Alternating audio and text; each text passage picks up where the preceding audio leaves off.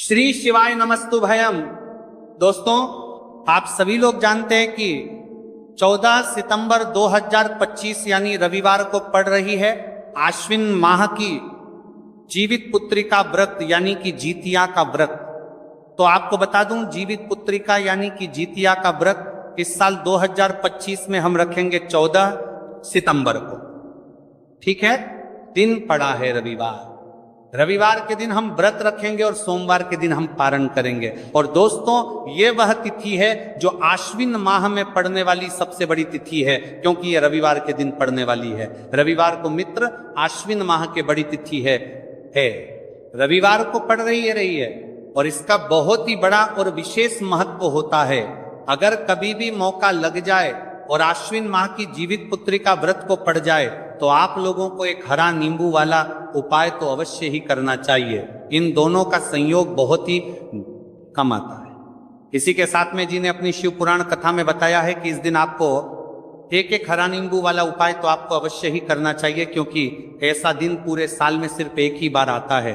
और दोस्तों, आप सभी लोग जानते हो कि रविवार का अगर सबसे बड़ा कोई उपाय है तो वहां एक हरा नींबू वाला उपाय।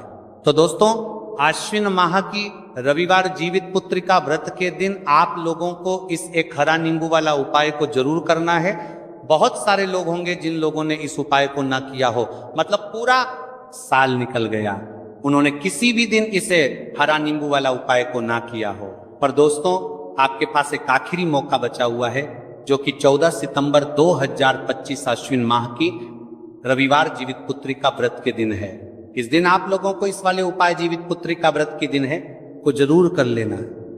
भले ही आपने पूरे महीने भर इस उपाय को ना किया हो, पर अगर आपने इस आश्विन माह के रविवार जीवित पुत्रिका व्रत के दिन अगर इस वाले उपाय को कर लिया तो आपको इस उपाय को करने का वह फल मिलेगा जिसकी आपने कभी कल्पना भी नहीं करी होगी। इसीलिए आप लोग इस वाले उपाय को एक बार जरूर कर लेना है, ताकि आप लोगों के हाथ से यह मौका ना जा सके और आपको इस उपाय को करने का फल मिल सके।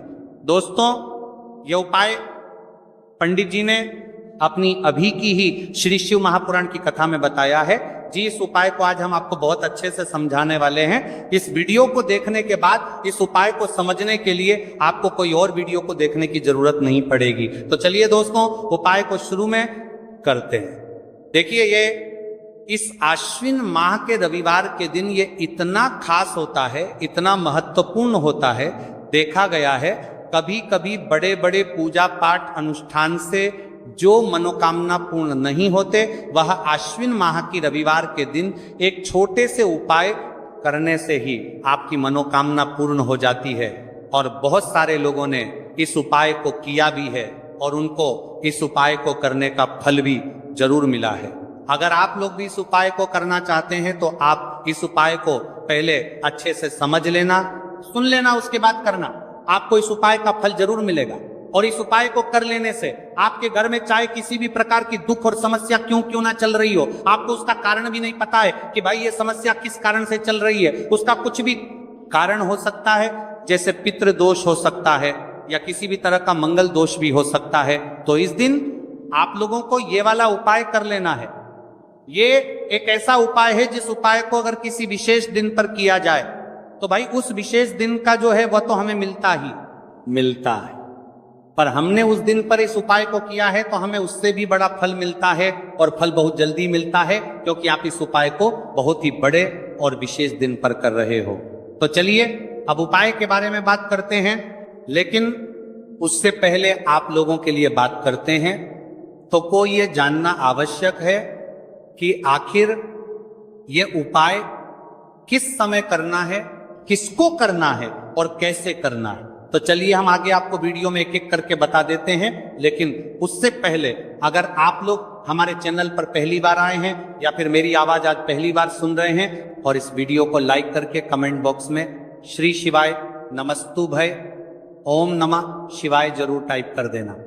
तो दोस्तों, इस एक हरा नींबू वाला उपाय को हमें इस आश्विन माह की रविवार के दिन कैसे करना है, किसको करना है, किस समय करना है और कहां पर करना है, ये सारे सवालों के जवाब आपको इस वीडियो में मिल जाएंगे। और जो ये वीडियो देखेगा भाई, उसको एक हरा नींबू वाला उपाय जरूर करना चाहिए, क्योंकि इस दिन तुलसी पत्ते का भी बहुत ही बड़ा और विशेष महत्व होता है। आ जाइए एक हरा नींबू वाला उपाय की, तो ये सोने पर सुहागा वाली बात हो जाती है और ये बहुत ही बड़ा उपाय हो जाता है इस आश्विन माह की रविवार का। तो अब दोस्तों, इस एक हरा नींबू वाला उपाय को आखिर करना किसको है, सबसे पहले हम लोग वो बात जान लेते हैं। तो देखो, घर की जो बड़ी माताएं बहनें होती हैं, उन माताओं बहनों में से कोई भी एक बड़ी माता बहन इस वाले उपाय को कर सकती है। और दोस्तों, अगर आप चाहे तो अपने घर में से सभी सदस्यों को भी इस उपाय को करवा सकते हैं। अगर किसी व्यक्ति की खुद की कोई मनोकामना है, खुद की कोई दुख और परेशानी है, जो कि वह अपने लिए ही करना चाहता है, इस वाले उपाय को तो वह खुद अपने लिए भी कर सकता है। बाकी अगर कोई घर में से ऐसा है जो कि अपने पूरे घर परिवार की सुख और शांति के लिए ये वाला उपाय करना चाहता है, तो भाई वो भी करता है, सकता है, उसमें भी कोई दिक्कत वाली बात नहीं है। कहने का मतलब यह है कि इस उपाय को हर एक सदस्य भी कर सकता है और पूरे घर परिवार के सदस्य के लिए घर की बड़ी माताओं बहनों में से कोई एक माता बहन भी कर सकती है। माताएं बहनें अगर घर में उपस्थित ना हो या वह ये वाला उपाय ना कर पा रही हो, तो फिर घर का कोई बड़ा सदस्य भी इस एक हरा नींबू वाला उपाय को कर सकता है, चाहे फिर वो पुरुष ही क्यों ना हो, उसमें कोई भी दिक्कत वाली बात नहीं है। उसके बाद में दोस्त, और जो अगला प्रश्न निकल कर आता है वो ये आता है इस उपाय को लेकर कि आखिर इस उपाय को हमें किस समय करना है, सुबह के समय करना है कि शाम के समय करना है।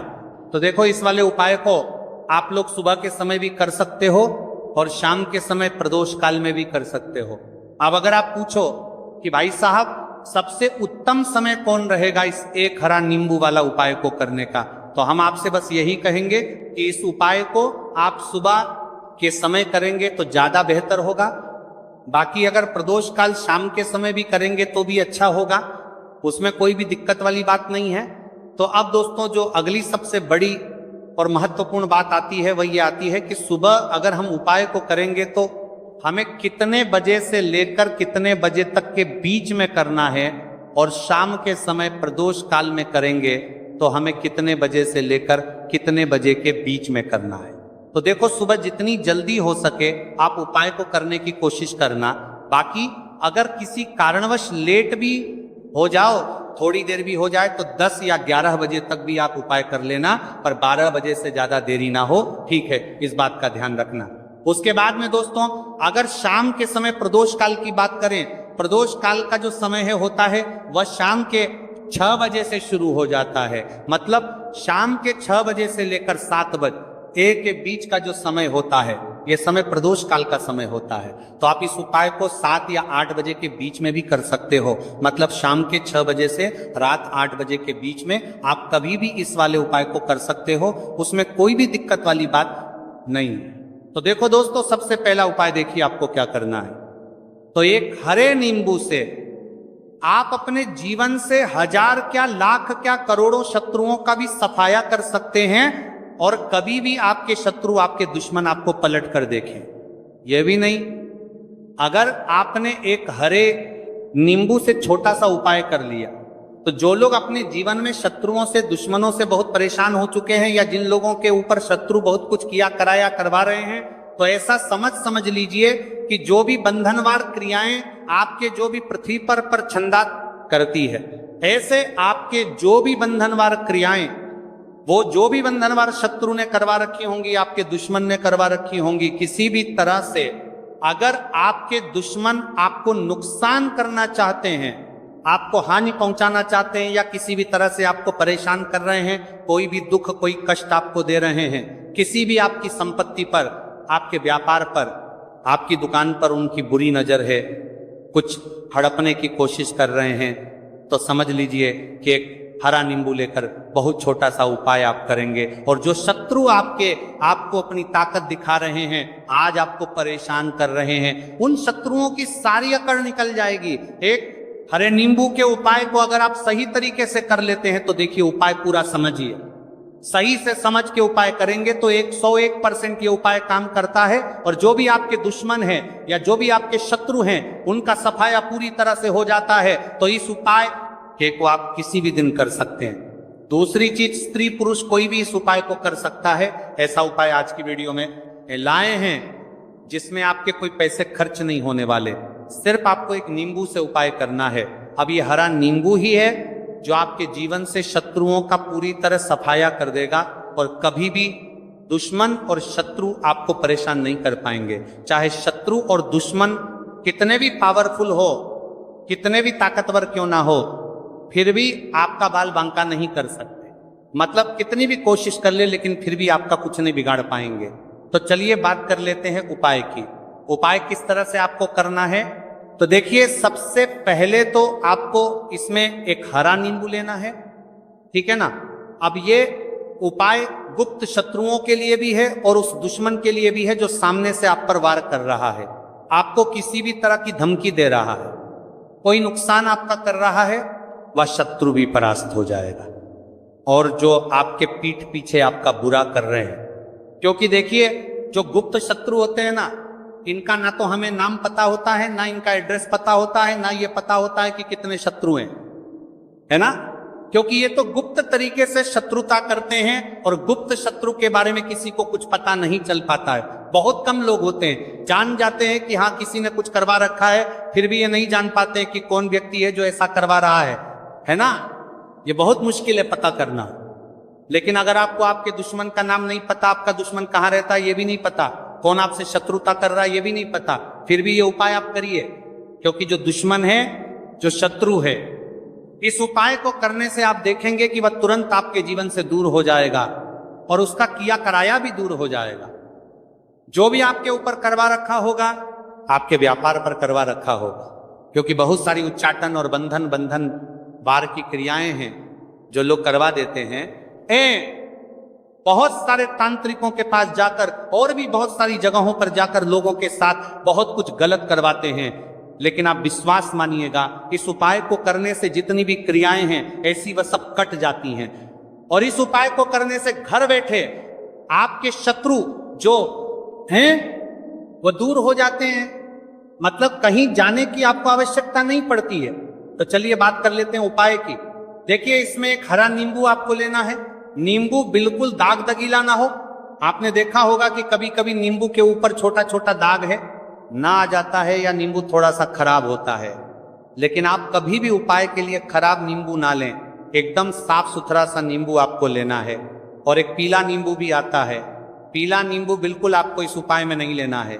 लेना हरे रंग का ही नींबू है, ग्रीन कलर का। इसी के साथ आपको एक काले रंग का पेन लेना है, काले रंग का कलम आपको लेना है।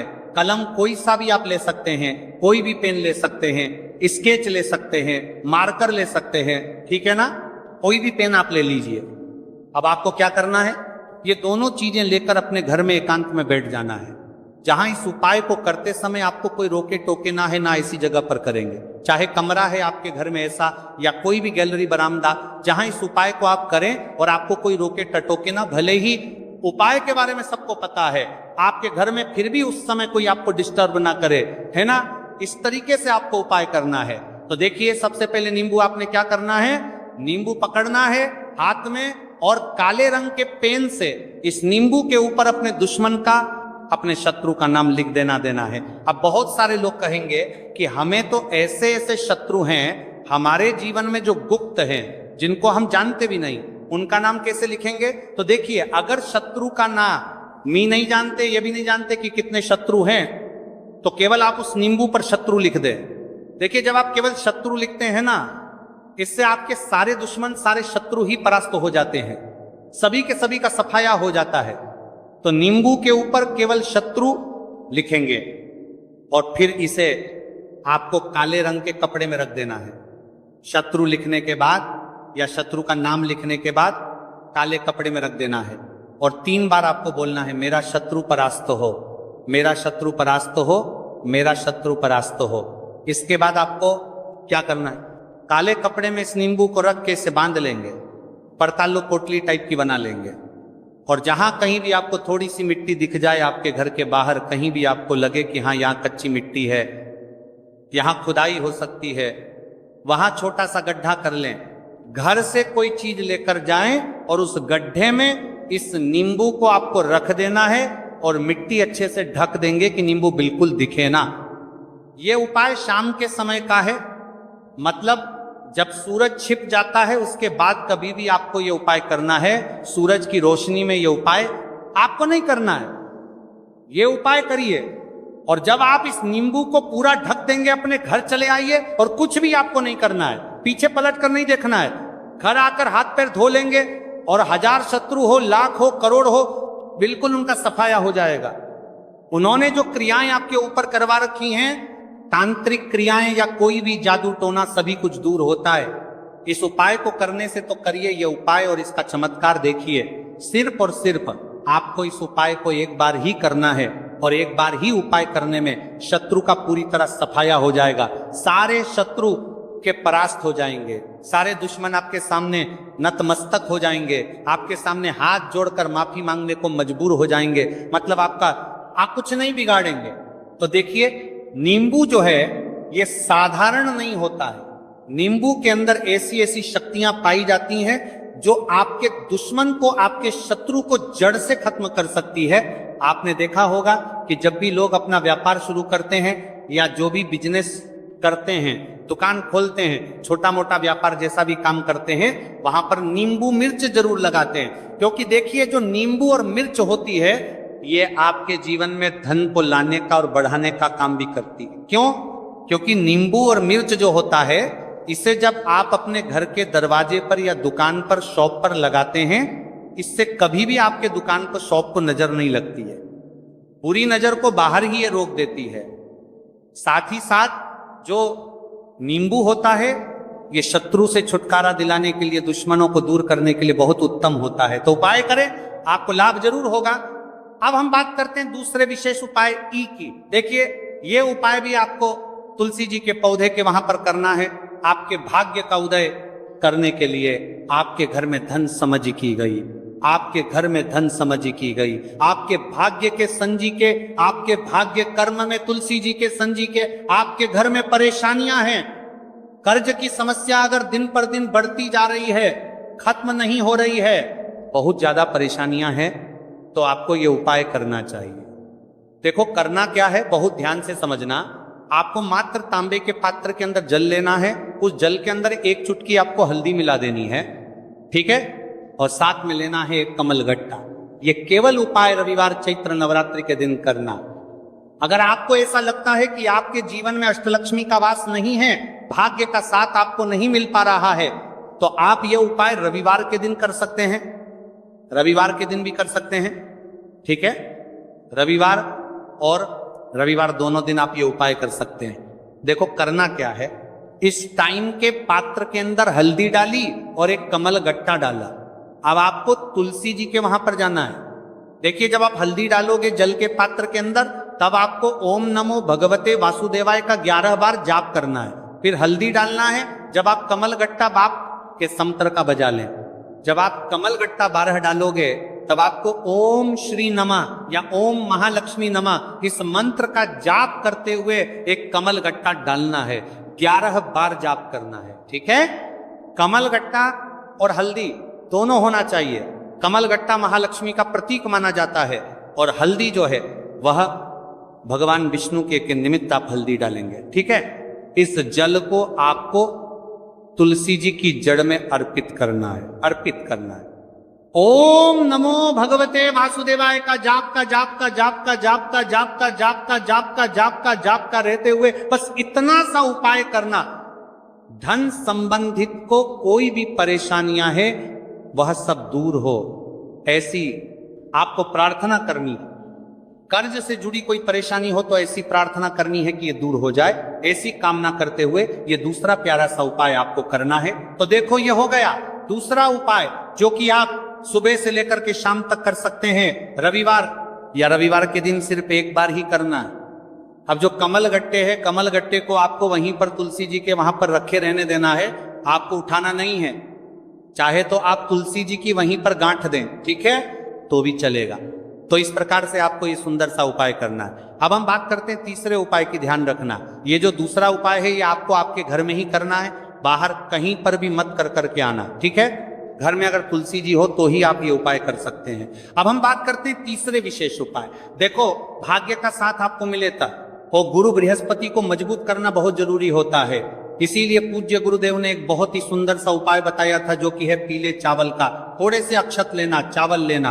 अगर आपको ऐसा लगता है ना कि आपको किसी भी चीज में सफलता नहीं मिल पा रही है, किस्मत का साथ आपको नहीं मिल पा रहा है, तो पीले चावल लेना। पीले चावल कैसे करोगे? 11 चावल लेना साबुत, उसके अंदर जो पीला चंदन है वो आपको मिला देना है और चावल को पीला रंग कर देना है, ठीक है। साथ में लेना है एक बेलपत्र और साथ में लेना है तांबे के पात्र के अंदर जल, ठीक है। ये तीनों सामग्री लेकर के रविवार जीवित पुत्री का व्रत के दिन सुबह से लेकर के रात्रि तक, जब आपकी इच्छा हो तब आप ये उपाय कर सकते हैं। अब आपको क्या करना है? भगवान शिव के मंदिर में जाएंगे, जो एक बेलपत्र है वह माता अशोक सुंदरी वाले स्थान पर आपको अर्पित करना है। डंडे का हिस्सा जलाधारी की तरफ हो, चाहे उस प्रकार से आपको ये बेलपत्र अर्पित करना है। जब बेलपत्र अर्पित करोगे तब आपको कुंदकेश्वर महादेव का नाम लेना है माता अशोक सुंदरी वाले स्थान पर, ठीक है। अब जो चावल के दाने हैं, जो अक्षत लेकर के आए हैं, वह भगवान शिव के शिवलिंग पर आपको अर्पित करना है। जब आप अर्पित करोगे तब आपको बृहस्पति शवर महादेव का नाम लेना है। बृहस्पति शवर महादेव ही एक ऐसे महादेव हैं जो आपके गुरु ग्रह को मजबूत करता है। तो आपको इस प्रकार से अर्पित करना है और अंत में एक लौटा जल धीरे धीरे पतले दरा से बृहस्पति शवर महादेव का स्मरण करते हुए या श्री शिवाय नमस्तुभयं का जाप करते हुए आप अर्पित करें। या मात्र केवल और केवल रविवार के दिन किया जाता है और यह उपाय बहुत ही ज्यादा प्रभावशाली है। ध्यान रखना, हल्दी का उपयोग मत करना, चावल में पीला करना है। चावल को तो पीला चंदन ही होना चाहिए, ठीक है। अब ये जो उपाय जो भी करता है, निश्चित तौर पर उसके जीवन के सारे अंधकार दूर होते ही होते हैं, उसको सफलता भी मिलती है, बृहस्पति मजबूत होते हैं, किस्मत का साथ उसको मिलने लगता है। ये उपाय अगर आप प्रदोष काल के समय करते हैं तो और लाभकारी सिद्ध होता है। तो दोस्तों, ये थे पूज्य गुरु जी द्वारा बताए गए कुछ बहुत ही खास उपाय। अगर आपको जानकारी अच्छी लगी हो तो वीडियो लाइक करिएगा। मिलते हैं फिर एक नए वीडियो के साथ। श्री शिवाय नमस्तुभयम।